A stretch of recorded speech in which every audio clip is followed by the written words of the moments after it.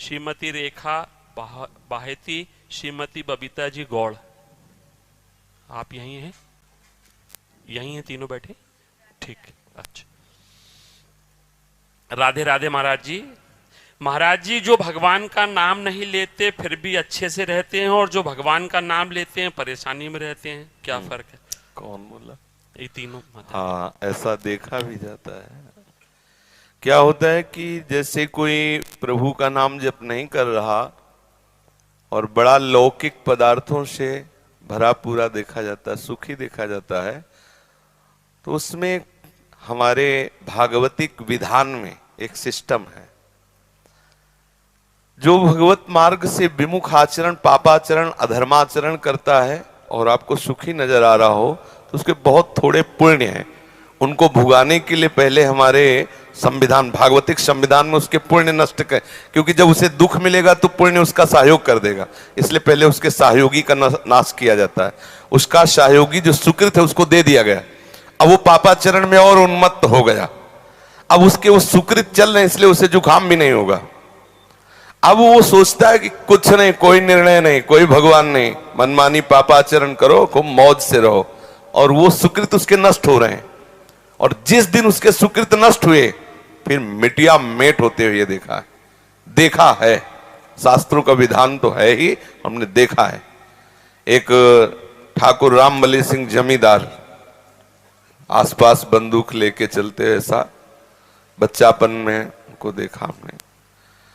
वो ऐसे मतलब अपने गर्भ में रहते थे कि किसी को कुछ नहीं मानते थे। एक गरीब ब्राह्मण था जिसकी उन्होंने संपत्ति का अपहरण किया, तो वो गया और हाथ जोड़ा कि लंबरदार, गांव में ठाकुर जमींदार को ऐसे प्यार भाषा में बोले, लंबरदार आप तो राजा हो, आप तो ठाकुर हो, आप तो जमींदार हो, गरीब ब्राह्मण हैं, उतने से ही परिवार चलता था, आप गालियां बके। उन्होंने पैर छुआ ब्राह्मण ने ऐसे और रो दिया और वापस आ गया। जानते हो, आज उनके कुल में कोई पानी देने वाला नहीं। कुछ ही दिनों में बड़ा लड़का भयंकर कैंसर से बीमार हुआ, मर गया। दूसरा दिमाग खराब हो गया, तीसरे की टांग टूट गई, चौथा लेबरी करके उनको जो खवाने वाला था पीलिया हो गई। और आप अफीम के इतने नशेबाज बन गए कि धीरे धीरे सब जहां उनके आगे पीछे बंदूक लेके चलते थे वहां मक्खी उड़ाने वाला कोई नहीं रहा, और एक पशु की तरह मरे जब कोई फेंकने वाला नहीं।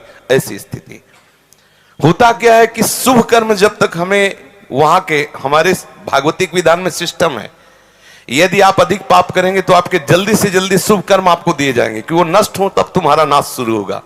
और जब आप भागवतिक कार्य करते हैं तो देख लिया गया ना कि आप संभल रहे हो, तो आपको कोई बाधा ना पहुंचा सके, इसलिए आपके जो पाप कर्म है उनको फेंक दिया गया कि उधर से खाली करो।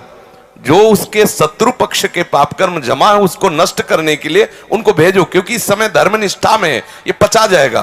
तो उसके पाप कर्म आते हैं और धर्म में प्रबल होकर के उन पाप कर्मों को भोगता है, धर्मात्मा बन के चलता है। जिस दिन उसके पाप नष्ट हुए वो सुकृत और ये वर्तमान के सुकृत मिल गए, उस दिन जय हो जाती, उसकी कोई पराजय सजयती, त्रिभुवन में उसकी जय जयकार हो जाती है। और उस पापात्मा का ऐसा नाश होता है, कोई पानी देने वाला नहीं मिलता। ऐसा नहीं है कि पापी पुरुष मौज से है और धर्मात्मा कष्ट से है, उसके रहस्य को नहीं जानती इसलिए तुम्हें ऐसा लगता है। समझ पा रही हो?